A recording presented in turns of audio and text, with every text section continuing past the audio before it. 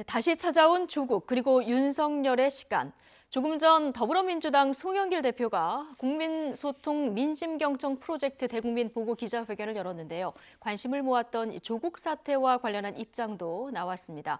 최근 행보가 빨라지고 있는 윤석열 전 검찰총장의 대선 전 등판도 가시화되는 분위기인데요. 정치권 이슈, 오늘은 정태근 전 의원 그리고 유용화 한국외대 초빙 교수 두 분과 이야기 나눠보겠습니다. 어서 오십시오.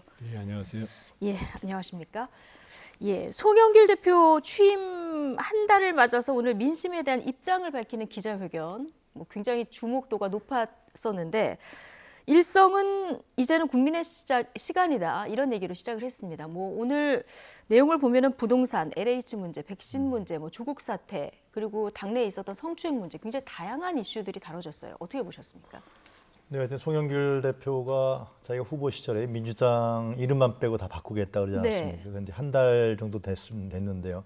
그동안에 변화가 없나 민주당이 쇄신과 변화에 민주당이 부응하지 못하는 거 아니냐. 국민의힘에서는 이준석 발언까지 푸는데 하여튼 한 달 만에 발표한 거지만 집권 여당이니까 고민을 많이 했겠죠. 근데 여러 가지 부분에 대해서 그동안의 악재라든가 어떤 집권 여당으로서의 문제점이라든가 이런 부분들을 잘 정리하고 얘기했다고 보여집니다. 그래서 이걸 잘 털고 나가야 이제 미래를 향한 대선으로 나갈 수 있을 것이다 라는 생각이 드네요. 예. 오늘 무엇보다 관심은 이 조국 사태에 대한 입장 표명이 어느 정도 수위로 나올까 이 부분이었는데요. 조국 전 장관의 회고록 출간 이후 민주당 내 옹호론과 비판론이 지금 팽팽히 맞서는 이런 분위기 속에 오늘 송영길 대표가 입장을 밝혔습니다. 이 얘기 잠깐 듣고 오시죠. 조국 전 장관과 관련해서 법률적 문제는 재판이 진행 중인 상황으로 결과를 지켜봐야 할 것입니다. 조국 전 장관 가족에 대한 검찰 수사의 기준은 윤석열 전 검찰총장의 가족 비리와 검찰 가족의 비리에 대해서도 동일하게 적용되어야 할 것입니다. 조국 전 장관의 최근 일부 언론이 검찰의 주장을 일방적으로 받아쓰기 하며 융단 폭격을 해온 것에 대한 반론 요지서로 이해하고 있습니다. 법률적 문제와는 별개로 자녀 입시 관련 문제에 대해서는 조국 전 장관도 수차례 공개적으로 사과했듯이 우리 스스로도 돌이켜보고 반성해야 할 문제입니다. 민주화 운동에 헌신하면서 공정과 정의를 누구보다 크게 외치고 남을 단죄했던 우리들이 과연 자기 문제와 자녀들의 문제에 그런 원칙을 지켜왔는지 통렬하게 반성해야 한다고 생각합니다. 네, 공정 가치가 훼손됐다. 자녀 입시 문제 청년들이 좌절한 것에 대해서 통렬히 반성한다. 자, 이런 얘기를 좀 듣고 오셨습니다. 재보선에 패배한 다음에 민주당에서 보고서가 나왔는데 여기서 내로남불에 대한 지적이 상당했습니다. 오늘 송영길 대표의 이 조국 사태에 대한 입장 듣고 오셨는데 충분한 정도의 입장 표명이라고 보십니까? 당내 사정을 고려했으니까는 저 정도면은 당 대표로서는 여러 가지 고려를 한 정도의 상황이라고 봐야 되는데 서두에 국민의 시간이라고 그랬잖아요. 그렇죠. 국민들이 과연 어떻게 보고 있는가 민주당에 대해서. 그러니까 조국 사태의 핵심은 소위 조국과 조국 가족들의 비리 문제에 대해서 민주당의 상당수가 그리고 거의 민주당 전체가 비호하면서 국민이 분열됐다라는 데 문제가 있는 거예요. 그러니까 지금 특히나 20대, 30대들의 취업 문제 또는 입시 문제에 관련한 좌절감 이렇게 얘기를 했는데 그게 아니고 왜 조국 가족에 대해서만 저렇게 특별하게 민주당이 비호를 해야 되느냐. 이 문제에 대해서 국민들이 이해를 못했던 거거든요. 그것 때문에 분열됐던 거고. 그래서 사실은 오늘 민주당에서 진정으로 사과해야 될 것은 민주당이 소위 조국 사태에 대해서 잘못된 입장을 취해서 소위 국민 통합이 아니라 국민을 분열시켰다. 이 점에 대해서 깊이 반성한다. 그리고 한 발 더 나가면 앞으로는 사실은 그때 적극적으로 비호했던 사람들이 좀 전면에 등장하지 않도록 하겠다. 이런 입장을 얘기했으면 국민들이 양해가 됐겠죠. 그런데 또 재판 중이라고 얘기를 하면서 또 윤석열 가족 비리 문제를 얘기를 해요. 어떤 비리인지는 지금 장모 한 사람이 재판을 받고 있는 거잖아요. 근데 그것도 같은 수준에서 또 얘기를 해야 된다. 이것도 제가 보기에는 물론 당내 여러 가지 상황을 의식한 발언이기는 합니다만 국민들 입장에서 보면 전혀 적절치 않다라고 생각하지 않았을까 예. 이렇게 생각이 듭니다. 뭐 당내 여러 가지 의견을 당대표로서 고려를 해야 되니까요. 근데 여전히 민주당 강성 지지층은 이 사태를 조국 사태가 아닌 윤석열 항명 사태다 이렇게 보고 있는 상황인데 지적을 해주셨지만 오늘 송영길 대표가 반성의 메시지를 내놓으면서 윤석열 전 총장의 가족 수사도 동일한 잣대에서 이루어져야 된다 이런 얘기를 했거든요. 자, 앞으로 강성 지지층과 갈등 조금 수그러들까요? 그러니까 그것은 그런 의미죠. 그러니까 지금 이제 말씀해 주셨지만 예. 조국 사태에서 우리가 두 가지 중요한 축을 볼 수 있잖아요. 하나는 조국이라는 인물이 기득권을 개혁하겠다고 했는데 스스로가 기득권의 행태를 보이면서 그것이 이제 촛불 정신에 입각한 어떤 헬조선이라든가 내로남불 문제라든가 그리고 이중성이라는 문제 이런 부분들이 결국 국민의 삶과 생활에 더 많은 피해를 줬다. 거기 분노한 거거든요. 결국은요. 예. 말씀하신 대로 여권에서 많은 비호를 했던 것이고 그 문제에서 정확하게 지적하는 정치인들이 별로 없었던 것이고 여권에서 그런 부분들이 결국은 민주당의 이미지를 내로남불이라든가 오만이라든가 이런 식으로 정치로 악화시켰던 것인데요. 그것을 이제 송영길 대표가 오늘 아주 잘 사과를 한 것이죠. 저는 네. 86그룹의 정치 엘리트단 불신 마찬가지로 민주화 운동 세대까지 반성을 했어요. 통렬한 반성을 예. 해야 된다. 이런 부분에 대해서는 송 대표가 용기 있게 한 것이라고 생각하는데 지금 지적하신 대로 또 다른 축은 뭐냐 하면은 조국이라는 인물이 안타깝다. 정말 가족까지 어떻게 다 털리느냐. 예. 그것은 검찰의 개혁의 칼날이 갔을 때 검찰이라는 소수 집단의 저항 그리고 그것의 기득권의 저항 그 앞에 정점에 윤석열이라는 인물이 있었다는 점도 우리는 부인할 수 없는 것이죠. 검찰주의자 윤석열이라는 인물이 있기 때문에 그래서 윤석열이라는 인물이 결국은 이 내로남불에 대한 수사를 하고 결국 그것이 공정의 정의다. 그리고 살아있는 권력에 대해서 거침없이 수사를 했다. 이런 부분에 있어서 어떤 비정치 또 반정치라는 인물로 지지율이 높아진 것인데 그러나 윤석열이라는 인물도 한번 그럼 제대로 보자. 네. 과연 그 살아온 인생이라든가 검찰주의자로서 살아온 과정에서 내로남불이 없었느냐? 그것이 지금 드러난 게 가족, 뭐 장모 또 여러 가지 것들이 지금 언론에 좀 보도되고 있지 않습니까? 이런 점들을 보면은 결국은 만약에 윤석열이라는 인물도 결국은 어떤 정치적으로 여권의 인사를 수사했지만 예. 그러나 자기 자신도 결국은 마찬가지 아니냐.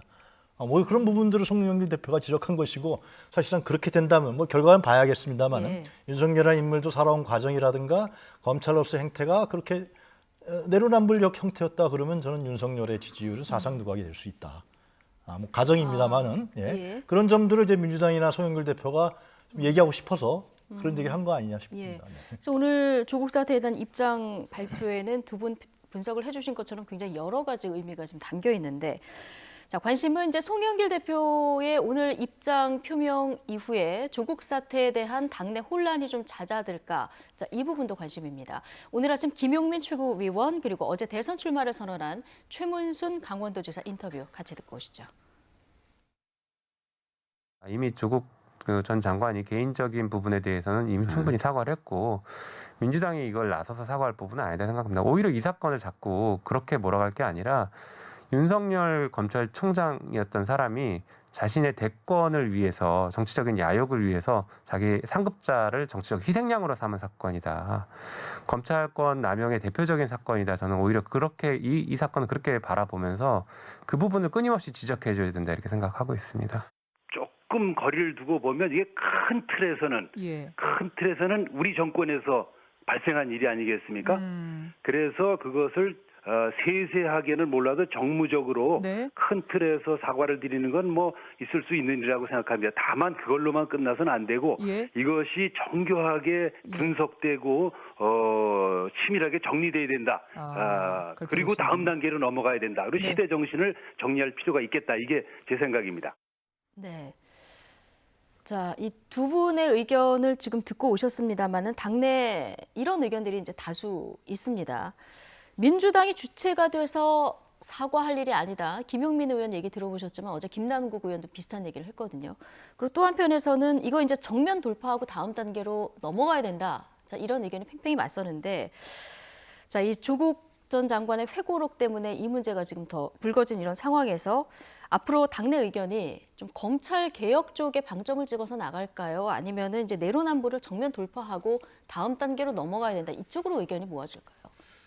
지금 봐서는 이도저도 못할 것 같은데요. 제가 봤을 때는. 그러니까 지금 이 시점에서 조국 전 장관이 책을 내서 기본적으로 자신에 대한 것은 소위 윤석열의 검찰개혁에 대한 항명 쿠데타라는 표현을 썼어요. 네. 형사법을 전공하신 분이 검찰이 시스템을 가지고 수사를 하는 걸 가지고 항명 쿠데타라고 얘기할 수가 있는지도 잘 모르겠는데 거기에 대해서 똑같이 지금 민주당 내에 있는 소위 강경파들이 그런 생각을 갖고 있어요. 네. 그런데 한번 생각을 해보시죠. 과거에 김영삼, 김대중 대통령은 아들이 구속이 됐습니다. 노무현 대통령 당시에는 그 형 노건평 씨하고 오른팔이라고 얘기하는 안희정 씨가 구속이 됐었어요. 예. 아니 이명박 정부 때에는요, 그 형 이상득 부의장 그리고 친구인 천신혜 씨, 최측근인 최시중 씨가 구속이 됐어요. 그런 걸 놓고 봤을 때 왜 이 조국과 그 일가족의 비리 문제만을 가지고 이게 무슨 검찰의 쿠데타다고 얘기하는 이런 식의 인식들을 아직도 갖고 있다는 것이죠. 그런데 그 문제에 대해서 지금 민주당이 명확한 입장을 정리하고 있지 못한 거예요. 제가 봤을 때는 송영길 대표는 최선을 다했습니다만 네. 조금 더 이 문제에 대해서 과감하게 끊고 갔어야 되죠. 예를 들면 김종인 전 비대위원장이 그 국민의힘에 있을 때 아주 정면으로 전직 대통령 문제를 사죄를 하잖아요. 그리고 광주에 내려가서 5.18 문제와 관련해서 사과를 하잖아요. 그렇게 아주 분명하게 사과를 하지 않는 이상 예. 과연 이 당내 문제, 더더군다나 이렇게 정말 이해할 수 없는 시기에 책을 내는 조국 장관이나 그것을 또 옹호하고 있는 민주당의 상당수의 세력이 존재하는 과정 속에서 이런 식의 정도의 대응을 가지고 민주당이 조국 문제를 정리할 수 있을까? 잘 정리 안 된다고 보여집니다. 근데 송영길 당대표가 더 분명하게 입장을 정리했다고 하면 그렇게 되면 이제 강경파의 어떤 그 검찰개혁의 방점을 찍는 목소리도 여전히 나오는 상황에서 그렇다면 그 혼란이 더 줄어들 가능성이 있는 걸까요? 당대표의 기자회견은 예. 민주당의 공식적인 의견이죠. 공식 송영길 개인의 의견으로, 예. 의견이 아닌 것이죠. 그동안에 송영길 대표가 여러 의견들을 다 취합했을 것이고요. 뭐 초선의원, 중진의원 다 그 모임을 가졌잖아요. 그 속에서 나온 얘기들을 종합 정리해서 대표로서 이번에 조국 사태에 대해서 자기 입장을 밝힌 거란 말이죠. 근데 거기에 따라서 뭐 각다 의원들이 있고 정치인들이니까 뭐 얘기는 할 수 있겠죠. 그러나 일단 대표가 이렇게 얘기했기 때문에 상당 부분 정리된 것이다. 정리된 것이다. 예. 그리고 이 뭐 아까 이제 뭐 누구 아들 이렇게 대통령 아들 권력형 비리 사건하고 조국 사건은 다른 것이죠. 조국 전 장관이 법무부 장관에 취임하지 않았다면은 그 가족 비리라 이런 부분이 터져 나왔겠어요. 그러면서 검찰이 수사를 시작한 것이거든요. 그러나 이제 김용민 의원도 검찰개혁에 많이 앞장섰지만 조국 이코르 검찰개혁이라고 등치하는 이러한 어떤 공학적 셈법은 이제 그만둬야 되는 것이죠. 예. 이제 검찰 문제라든가 조국 문제라든가 부동산 문제라든가 각종 여태까지의 문재인 정부에서의 실정 부분들 이런 부분들에 대해서는 과거니까 정리를 하고 이제는 대선 후보 경선에 있어서의 미래 문제를 얘기해야 되는 겁니다. 어떻게 국민들을 잘 살게 할 것이냐. 뭘 대선 후보 주자들이 조국 문제 갖고 계속 얘기한다 그러면은 지금 국민의힘 같은 경우는 세대 교체 바람을 보면 이준석 돌풍이 불고 예. 있는데 민주당은 과거에 덧서만 해서 뭐 친문 지원을 받느니 친문 국회의원이 우리 캠프에 몇 명이 와 있느니 이런 식의 조국 문제에 대해서 난 이렇게 생각. 그거 갖고 결국 대선을 이길 수 있겠습니까? 절대로 못 이기는 것이죠. 아무리 문재인 대통령 지지 올라간다 그래도 그런 측면에서 봤을 때는 최문순 지사의 정무적 판단이라는 부분들은 중요하다 보여지는데 이쯤에서 뭐 잘한 것도 있고 잘못한 거 있겠지만은 과거의 문제에 대해서는 정리를 빨리 하고 그다음에 네. 미래의 문제. 유권자 선택을 보면은 유권자 선택에서 퍼스트로 들어가는 부분이 그 어느 후보가 미래형 전망을 제시하는 거. 근데 민주당은 계속해서 대선 주자들끼리 예를 들면 당내에서 이런 과거 갖고 한다. 그러면 국민들이 과연 투표를 줄까요? 절대로 안 준다는 예. 거죠. 빨리 정리를 하고 미래형으로 문재인 정권도 뛰어넘는 그러한 미래형으로 나가는 것이 대선 경선에서 이깁니다. 대선을 앞두고 있는 어떤 시기적인 것도 당내 의원들이 잘 알고 있기 때문에 이제 오늘 송영길 대표 입장 표명은 어느 정도 이제 정리가 될 것이다. 자, 이렇게 보시는 건데요. 자, 조국의 시간에 맞선 윤석열의 시간도 지금 본격 시작이 된 것 같습니다. 곧 대선 캠프 차린다 이런 보도도 일부에서 나오는데요. 자, 조국 전 장관의 회고록과 윤석열 전 총장의 등판에 어느 정도 뭐 영향이 있을까요? 조국 전 장관은 뭐 윤석열의 등장을 좀 의식했는지는 모르겠습니다만 윤석열 전 총장은 뭐 본인의 스케줄대로 지금 가고 있는 것 같아요. 예. 그래서 지금 뭐 캠프를 대규모적으로 구성하는 것이 아니라 본인이 여러 가지의 이제 이 정치적 그 활동 그리고 대선과 관련된 준비 활동을 하기 위한 최소 정도로 준비를 하고 있는 것이고 아마 이제 본격적인 정치 활동은 그 국민의힘의 전당대회가 끝나서 새로운 대표가 선출이 되고 그리고 이제 어찌됐든 뭐 향후에 어떻게 국민의힘이 대선 일정을 가져가겠다라는 부분들을 얘기를 하겠죠. 예. 거기에 맞춰서 이제 윤석열 총장을 움직일 것 같고 지금 봐서는 뭐 자연스럽게 지금 대중적인 접촉 국면들을 넓혀가는 활동들을 아주 자연스럽게 지금 이미 하고 있는 것 같습니다. 예. 다양한 전문가들 만남은 계속 진행되고 있습니다. 저희가 조금 전에 이제 사진으로도 지금도 보여드리고 있습니다만은 어제는 골목길 경제학자로 유명하신 모종린 연세대 국제대학원 교수하고 골목 상권이 굉장히 발달된 곳이죠. 연희동에서 이제 식사도 하고 만남도 가졌다 이런 보도가 나왔습니다. 그러면서 이제 골목 상권 주인공은 청년이 돼야 된다 이런 메시지까지 전해졌는데 이 만남에 대해서 또 다양한 해석들이 나와요. 저는 이게 다 오픈한 거 아니에요? 네. 그리고 이제 뭐 내가 만났다 다 얘기도 하고 여러 사람들이 또 뭐 불러서 만났다 같이 다녔다 뭐 이러니까 하는 거 보면은 사실상 사진도 찍고 윤석열 전 총장이 공개도 하고요. 공개도 하고 예. 그런 것은 그 전하고 다른 거죠 상당히. 예. 그건 제가 봤을 때는 결국은 이준석 바람 때문에 그렇다고 보여져요. 그러니까 그 전에는 국민의힘이 별로 변할 가능성이 안 보였거든요. 예.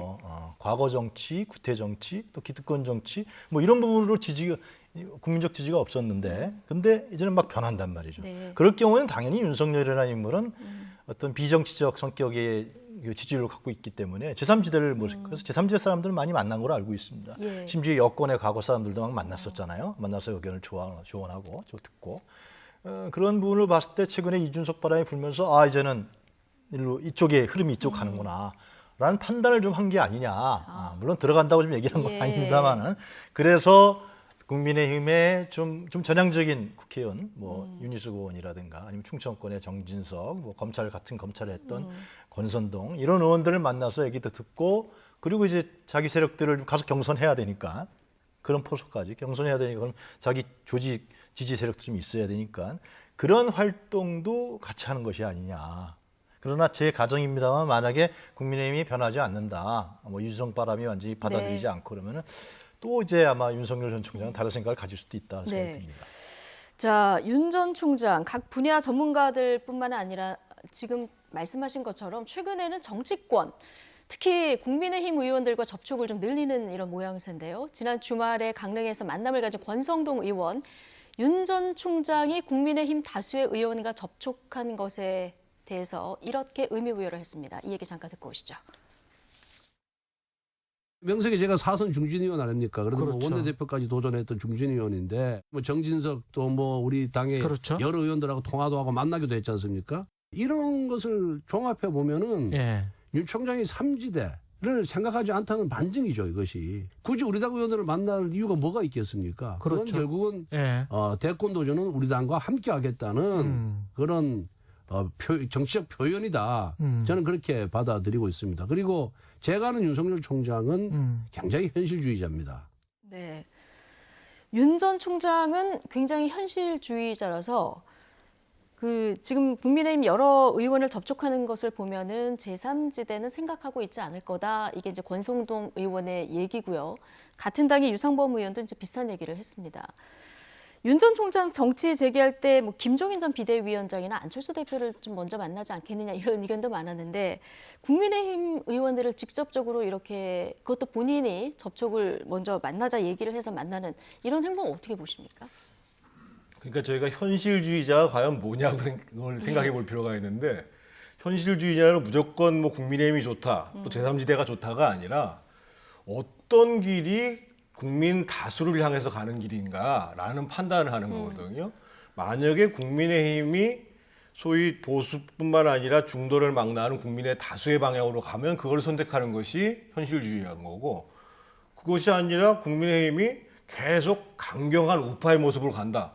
그러면 많은 국민들, 중도 실형을 바라고 있는, 예. 민생을 바라고 있는 그 국민들을 향해서 가는 게 현실주의자인 거죠. 그러니까 지금 윤석열 총장의 행보는 저는 이미 이제 지난번 4월 7일 날 서울시장 보궐선거 때부터 변화가 시작됐다고 봐야 되거든요.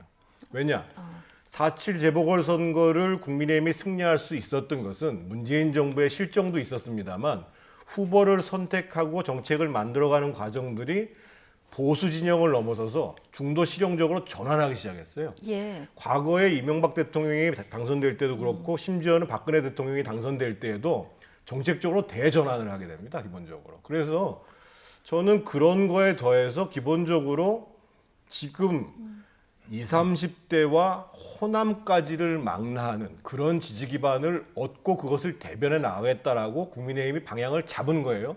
그렇다고 봤을 때는 윤석열 전 총장 입장에서 보면 아, 방향을 잘 잡고 있구나. 예. 그리고 지금 만나가는 사람들 이렇게 보면 아, 당내에 상당히 나한테 우호적인 분들이 많이 있는데 굳이 바깥에서 큰 세력을 형성해가지고 마치 당을 접수하는 것처럼 하는 불편한 긴장관계 이걸 만들 필요 없다고 보는 거죠. 그래서 제가 봤을 때는 큰 측면에 있어서는 지금 큰 방향에 있어서도 국민의힘을 선택하는 것이 무리가 없고 더더군다나 국민의힘 내부에 지금 윤석열에 대한 기대를 갖고 있는 세력들이 상당히 있다라는 예. 부분들을 확인해 나가는 과정이라고 봐야죠. 예. 윤석열 전 총장은 아직 결정된 게 아무것도 없다. 뭐 이런 얘기를 하고 있습니다만은 국민의힘 입당이 가시화됐다 이런 분석들이 좀 지배적으로 많이 나오는 것 같습니다. 만약 국민의힘에 입당하게 된다면 지금 거론된 뭐 정진석 의원이라든가 권성동 의원이라든가 유니스 의원 또 초선인데 직접 전화해서 만나자 해서 만났다고 합니다. 이런 분들이 조금 국민의힘 내에서 윤석열 전 총장과 같이 할 주축 세력이 될까요? 어떻게 보십니까? 그러니까 아마 지금 뭐 이준석 바람과 국민의힘이 상당히 변화할 것이라는 예견에 의해서 국민의힘에 적극적으로 접근하고 오픈한 측면도 있겠지만은 제 생각엔 제3지대라는 게 결코 쉽지 않거든요. 그게. 예. 제3지대에서 정치 세력화라든가 어떤 연합 세력을 만들기 위해서는 바람이 새로운 신선한 바람이 불어야 되는 거죠. 그런데 과연 윤석열이라는 인물이 신선하고 새로운 바람에 입각해서 지지율이 높으냐? 네. 그건 아니라는 거죠. 아까 말씀드린 대로 검찰 수사라든가 안티 문재인 이런 부분들에 의한 어떤 그런 반사적 성격이 강하기 때문에 그래서 아마 제3지대 사람들을 많이 만나봤을 거예요. 저도 뭐 예. 제가 직접 아는 인물은 아닙니다만 정치권에 나오는 네. 얘기는 굉장히 많은 사람들을 만나왔다라는 얘기 들었거든요. 제3지대에 모색을 했지만 결코 쉽지 않을 것 같다라는 판단을 좀 했을 것 같고 그런 측면에서 지금 이제 이준석 바람이 불면서 국민의힘이 상당히 달라지니까 내가 들어가도 그 이준석 바람을 제가 윤석열 전 총장이 타면서 같이 예. 가능성이 있지 않겠느냐. 근데 아까 말씀드린 이제 그런 의원들을 만난 거는 제가 보기에는 이제 정치적인 포석이에요.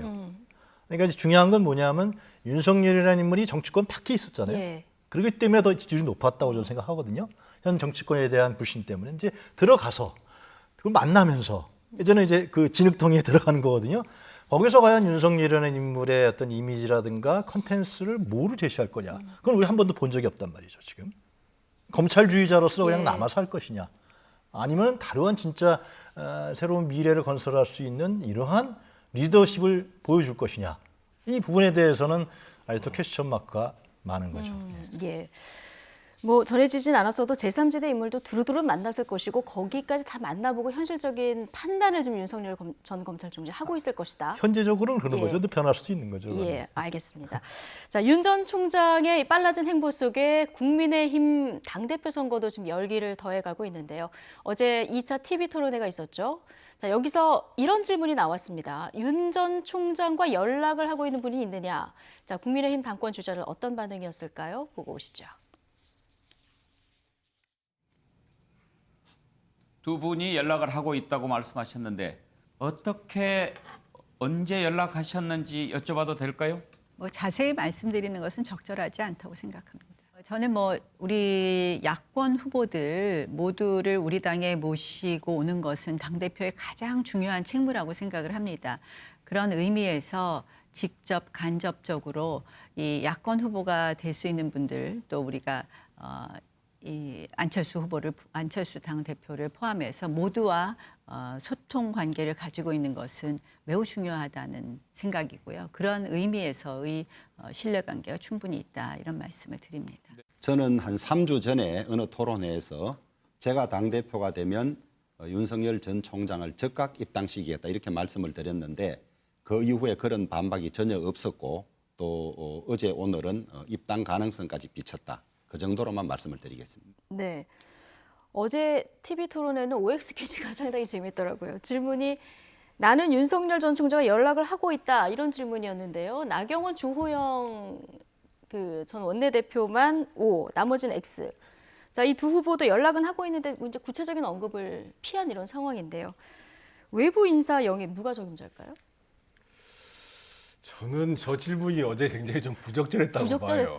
예. 그러니까 당대표를 하겠다고 하시는 분이 지금 뭐 윤석열 전 총장을 만날 수도 있고 안 만날 수도 있는 거예요. 근데 마치 윤석열 전 총장하고 지금 뭐가 조금 가까우면 뭐 더 이미지에 예. 또는 능력이 뭐 있는 것처럼 이렇게 보여지는 건 별로 적절치 않거든요. 그리고 국민의힘 당대표 경선인데. 그러니까 말이에요. 그래서 지금 중요한 문제는 이런 것 같아요. 여태까지 쭉 토론을 이렇게 보니까 그 대선을 어떻게 이기겠다라는 거에 대한 뭔가 확실한 게 없어요, 사실은요. 그래서 뭐 예를 들면 이준석 후보 같은 경우에는 어떻든 버스는 제 시간에 출발해야 된다고 얘기를 하고 어떤 분들은 다 태워야 된다고 생각하는데, 우리가 이제까지 국민의힘 입장에서 보면 이긴 대선을 보면 두 가지였습니다. 하나는 2007년 같은 경우에는 이명박 후보하고 박근혜 후보하고 정말 치열한 경선을 했고 거기에 온 국민적 관심이 모였습니다. 그래서 경선이 끝나서 이명박 후보가 결정이 되는 순간 아, 대선 끝났다 할 정도로 그렇게 아주 드라마틱한 경선을 한 거거든요.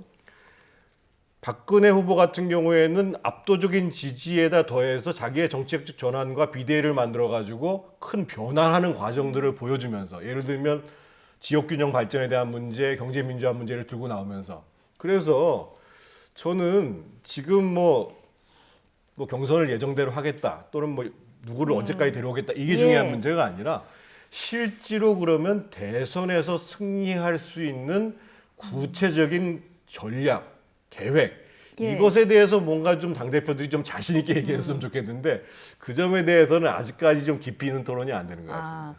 이준석 돌풍으로 좀 흥행몰이는 되는데 실제적으로 지금 토론을 보면은 좀 대선에서 승리할 수 있는 이런 질문들이 주가 돼야 되는데 지금 자강이 먼저냐 기다려서 통합을 해야 되느냐, 여기에 대해서 얘기가 나온 분이 좀 안타깝다 이런 지적을 해주셨습니다. 어떻게 보셨습니까? 저는 아주 흥미롭게 봤습니다. 그러니까 이 나머지 네 분의 좀 우리가 TV에서 많이 봤던 중진 정치인과 한 사람의 신의 정치인과의 이제 결국 아마 이준석 후보 때문에 이 관심을 모은 거 아니겠어요? 그런데 이제 저는 그런 생각이 들더라고요.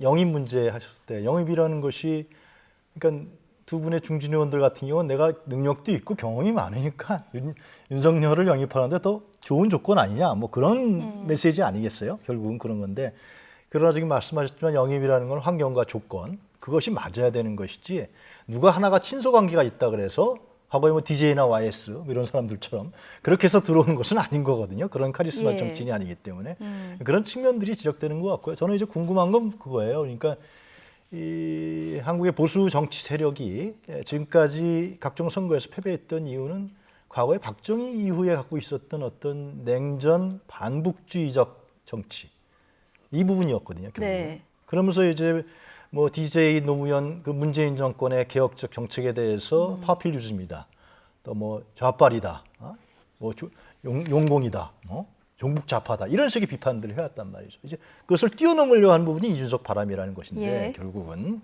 근데 가장 이준석 후보가 어떠한 이데올로기를 제시할 거냐라는 문제가 저는 초미의 관심이에요. 그러니까 그런 부분들 지금 제시한 건 MZ세대의 공정이라는 건데 기회의 균등이라는 문제 하나인데 과연 집권 만약에 야당으로서 대한정당으로서 새로운 보수의 가치를 뭘 제시할 거냐. 이런 부분들이 대선은 원래 그런 거기 때문에 총선이나 뭐 지방선거 아니기 때문에 그런 부분들을 이준석 후보가 어떻게 제시할 거냐 대표가 네. 됐을 때 그런 부분도 상당히 중요한 것 같고요. 하여튼 그 안에 있는 그 예를 들면 과거의 세력들을 어떻게 이준석 후보가 이겨낼 것이냐 대표가 된다 그러면은 예. 뭐 이런 부분들도 앞으로 향후에 이제 관심거리가 될 것 같아요. 네. TV 토론이 앞으로 몇 차례 더 남았는데 이 지나면서 각 후보들 간의 지지율의 변화가 있을지 좀 주목해서 봐야 되는데 지금까지 여론 흐름으로 보면은 이준석 후보가 좀 앞서가고 있고 좀 유리해 보이는 거는 사실입니다. 만약에 이준석 후보가 진짜 30대 당대표가 된다고 하면 지금 윤석열 전 검찰총장이 그리고 국민의당에 입당하게 된다면 이 두 사람의 조합은 어떨까 가지고 여러 가지 분석이 나와요. 어떻게 보십니까? 조합 이전에요. 예. 이준석 후보가 당대표가 된다라는 것은요. 대통령 선거와 관련해 가지고 국민의힘이 상당히 우위에 서게 되는 과정들입니다. 무슨 얘기냐면 우리가 일상적으로 여론조사를 하게 되면 소위 지금 현재 민주당을 지지하시는 분, 국민의힘을 네. 지지하시는 분, 그리고 지지하는 정당이 없다는 분들이 30% 가까이 나와요. 무슨 예. 얘기냐면 이분들은 기본적으로 국민의힘이든 민주당이든 낡은 세력이라고 보는 거예요. 구태 정치 세력이라고 보는 거예요. 그런데 국민의힘 내부에서 새로운 후보, 젊은 후보를 등장시켜 가지고 아 이제 대변화를 하려고 그런다라고 하면 이 지지하시는 정당이 없다고 하시는 분들과 중도에 있는 상당 부분들이 일단은 국민의힘을 다시 쳐다보게 된다는 것이죠. 예. 그런 측면에 있어서 굉장히 큰 변화고 그것 때문에 사실은 유인태 전 의원 같은 경우가 이거 상당히 어려워지는 거 아니냐 민주당의 예. 대선이 이런 얘기가 나오는 거거든요. 예. 거기에 더해서 지금 이제 그 조합이라는 측면보다도 지금 그간에 계속 국민의힘에 나왔던 과제는 역시 20, 30대로부터의 지지를 받는 것, 거기에 또 호남의 지지를 받는 것, 그리고 중도에 있는 분들을 지지를 받는 것인데 일단 지금 정책 방향은 크게 봐서 아 중도 실행으로 가겠다라는 것들은 지금 거의 지금 당내에서 지금 일치되고 있는 분위기인 것 같아요. 거기에 더해서 상대적으로 지금 이준석 후보의 등장이라는 부분들이 20, 30대들한테 상당하게 호소력 있게 보이는 거거든요. 호남에 대해서도 더욱더 다가갈 수 있도록 보여지는 거거든요. 예. 그렇다고 본다면 아마 윤석열 전 총장이 아니고 어떤 후보라도 네. 지금 이준석 후보가 당대표가 된다고 한다면 그것은 상당한 플러스 요인이 된다는 거죠. 예. 그런 측면에서 봤을 때는 아마 내심은 실제로 전당대회에 가서 70% 되는 당원들의 표심이 어떻게 갈지 지켜봐야 되겠다고 하지만 내심은 이참에 한번 대변화가 일어나자 이렇게 바라는 뭐 윤석열 총장뿐만 아니라 여러 대권 후보들이 많이 있을 것 같아요, 저는. 아, 그렇군요. 그러니까 뭐 꼭 윤석열 전 총장과의 조합뿐만 아니라 누가 들어오든 간에 중도, 뭐 호남, 젊은 층 연령대의 지지를 감안하면은 이건 민주당의 이준석 전 대표가 됐을 때 굉장한 부담이 될 수 있다. 그럼 예, 알겠습니다. 결과는 좀 지켜보도록 하고요. 자, 마지막 주제로 넘어가겠습니다. 더불어민주당 주도로 지금 전 국민 재난지원금 지급 논의가 또 급류를 타고 있습니다. 민주당 지도부는 물론 대권 후보들을 중심으로 당내에서 폭넓은 공감대가 형성되고 있는데요. 시기는 여름 휴가 때쯤이거나 아니면 추석 전 다양하게 점쳐지고 있습니다. 하지만 넘어야 할 산도 많아 보이는데요. 영상 먼저 보고 오시겠습니다. 우리 경제에는 특급 윤활유 역할을 할 것이라고 봅니다. 추가 경정 예산안의 편성과 처리가 시급하다.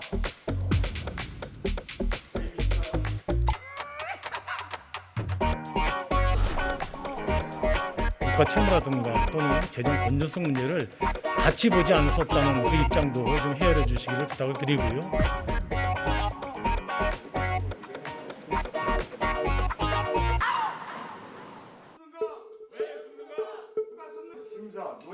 시간을 끌더니 2차 추경은 되고 손실 보상은 안 되는 이유가 무엇입니까?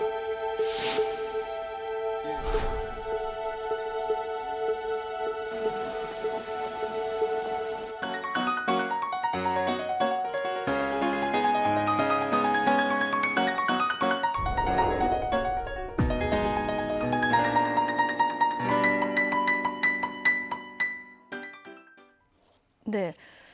지금 백신 접종이 생각보다 속도가 굉장히 최근에 빨라지고 있는 이런 상황입니다. 이런 거 감안해서 지금 정부가 이번 이제 재난지원금을 주게 되면은 5번째고요. 전 국민 재난지원금을 하면 2번째가 되는 건데 지금 추석이나 휴가 때쯤 해서 지금 재난지원금을 다 주겠다. 이게 급물살을 탄 상황입니다. 자, 여당에서 논의되고 있는 이 부분 어떻게 보십니까? 전 국민 재난지원금 얘기가 나오니까 또 야권에서는 이거 정치적으로 어떤 그 돈 끌기 아니냐 그런 거 하느냐라는 건데 저는 그게 그렇게 나쁜가 생각합니다. 왜냐하면 대선을 앞두고서 여당에서 정치적인 어떤 이득 관계로 해서 국민적인 요구와 욕망을 받아들여서 한다는 것이 모르게 나쁜 건가요? 그거는 국민 입장에 봤을 땐 좋은 거죠. 선거라는 거 앞두서 여당이든 야당이든 국민 욕구와 욕망을 받아들이는데 그것을 단순하게 정략적 이해다 이렇게 폄훼할 수는 없는 것 같고요. 전국민 재난지원금 문제는 뭐 이미 그 예산이나 이런 부분들은 뭐 논쟁을 통해서 기재부의 국간지기 문제 논란을 통해서 정리가 됐다고 생각이 들고요. 정리가 됐을까요? 안 됐나요? 이게 제가 말씀드릴까요? 그거는 국민들이 더 손해보고 있고 국가에 의해서 지금 여러 가지 제한과 통제가 되고 있는 상황에서 국민들에게 예를 들면 재난지원금을 준다라는 것은 지극히 전 당연하다고 보여지는 것이죠. 특히 국가채무 문제는 뭐 이미 우리가 50% 했다 그러지만 다른 외국에 비해서는 실제로 상당히 적은. 미국 같은 경우는 120%, 일본은 200%. 그리고 세계적인 인플레가 되는 상황에서 국가 채무가 너무 적다는 것은 실제로 인플레에서 손해를 보는 현상까지 발생하는 것이죠. 그리고 이제 더 중요한 것은 결국 국민들에게 위로금을 줌으로 인해서 그동안 고생한 부분에 대해서 국가가 통제했었잖아요. 당연히 그건 위로금을 주니까 국민의 입장에서 인정을 받는 것이고 또 경제적으로도 이런 부분을 통해서 내수가 진작되고 소비가 진작되고 그리고 중소영세 상공인들에게 도움을 주고 이런 적극적인 측면들을 바라봐서 결정을 내려야 될 문제지. 예를 들면 국가 채무가 늘어난다, 돈이 없다 이런 부분에 대해서 아주 소극적이고 관료적이고 어떤 기재부의 국간지기적 사고, 기술적 사고를 갖고서 이걸 막는다라는 것은 제가 보기에는 국민적 욕구에 부합하지 않는다. 저는 뭐 적극적으로 여유가 되고 할 능력만 된다면은 충분히 줘야 된다. 그렇죠. 여유가 된다면 이런 전제 조건 하에요. 그 여유라는 것이 제가 말씀드린 대로 무슨 뭐 국가 채무가 늘어나니까 이것이 뭐 큰일 난다, 뭐 그리고 이것이 뭐 예산에 편성돼 있지 않았다 이런 부분들은 그 여유가 아닌 것이죠. 그거하고 국민의 고통하고는 비교할 바가 안 되는 것이죠. 실제로. 알겠습니다. 어쨌든 재원이 한정돼 있다 보니까 이걸 관리하는 기획재정부는 재난지원금 얘기 나올 때마다 정부 여당하고 한 차례 이제 충돌도 빚고 이런 상황이 진행이 됐는데 이번에 그게 또 나올지도 관심이고요. 그리고 국민의힘과 정의당에서 주장하는 거는 지금 자영업자 손실보상법 처리도 좀 안 된 상황이다 이런 점을 지적을 하고 있거든요. 저희가 추경을 편성할 때는요 두 가지의 큰 원칙이 있어야 됩니다. 꼭 필요한 것에 효율적으로 쓰여지나 이 문제 하나하고 두 번째로 전체적인 재정 여건이 허락하는가 이 두 가지를 봐야 되는 거거든요. 지금 이제 정부에서는 세수가 더 거칠 가능성이 있으니까 쓰겠다고 한다면 가장 지금 우선적으로 써야 될 때는 어디냐면 지금 말씀하신 것처럼 가장 직접적으로 피해를 보고 있는 소위 자영업자들에 대한 손실보상 문제를 우선적으로 봐야 되는 거고 두 번째로는 일자리의 문제입니다. 지금 예를 들면 지난달에 수출이 50%가 증가했는데 그럼에도 불구하고 일자리는 지금 줄어들었다는 거예요, 지금요. 이 정부는 지금 일자리 얘기 안 한 지가 오래됐습니다. 맨날 알바자리만 만들고. 그러면 실질적으로 양질의 일자리를 만들기 위해서 어떻게 재정을 투여할 것인가. 이게 재정으로 놓고 보면 추경을 굳이 편성한 다음에 우선순위입니다. 전국민 재난지원금의 문제가 아니고. 두 번째로 소위 이 재정 준칙의 문제인데 이 정부가 2025년까지 GDP 대비 총 국민 총생산 대비해서 60%를 유지해야 된다라고 얘기를 했어요. 그런데 지금 이것까지 편성하고 나면 대략 50% 후반대로 진입한다는 거거든요. 그래서 국회에서 지금 재정 준칙을 변경한다, 예외 조항을 만든다는 얘기까지 있어요. 아니 본인이 만들어 놓은 재정 준칙을 갖다가 뭉개가면서까지 이렇게 편성을 하면 정말 꼭 필요한 데 써야 되는 것이거든요. 그래서 야당에서 제기하는 것이 정말 추경이 편성될 필요가 있다고 한다면 아까 제가 말씀드렸던 것처럼 우선순위는 소위 자영업자 손실보상의 문제고 거기에 더해서 저는 정말 일자리를 만들어내는 문제에 집중적으로 양질의 일자리를 만들어내는 거에 고민을 해라 이렇게 말씀드리고 싶습니다. 여당에서는 지금 이게 지금 지급을 해야 특급 윤활유가 될 것이다 이런 얘기를 하고 있거든요. 지금 저희가 특급 윤활유라고 하는 부분들이요.